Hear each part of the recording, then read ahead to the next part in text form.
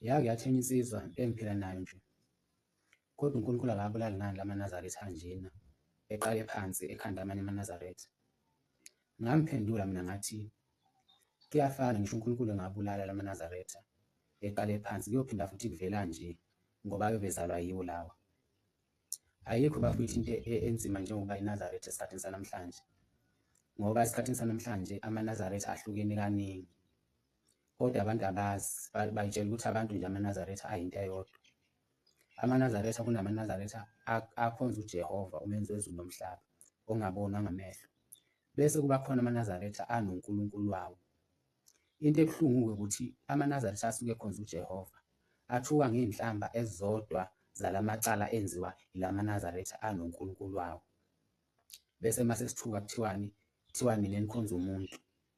Okubi-ke ngalaManazaretha lawa amanye angakhonzi uJehova ukuthi onke amacala awenzayo kuthwesiwa amaNazaretha onke, futhi lawo maNazaretha imvama ayayithanda inhlamba, awahlukani nenhlamba. Noma yini ozoyikhuluma nawo athembe ukuthi azokuphendula ngenhlamba, nanokuthi athembe ukuthi wona maningi.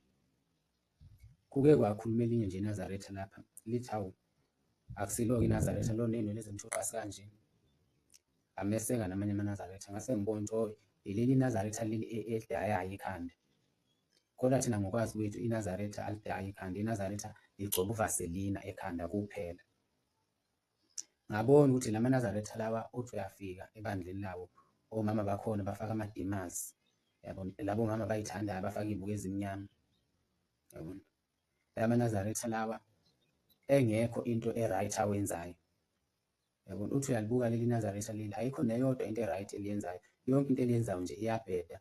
iNazaretha uthi noma ulibona ingabikho into eyenza ufise ukufana nalo, ngoba ngaso sonke isikhathi bagcwele ukulwa.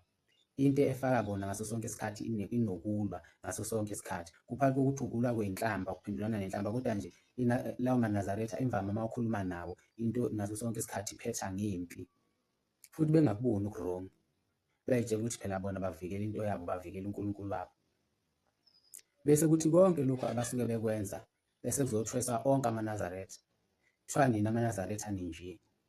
Lapho-ke lawo macala esuke siwathwala asiwazi ngisho ukwazi.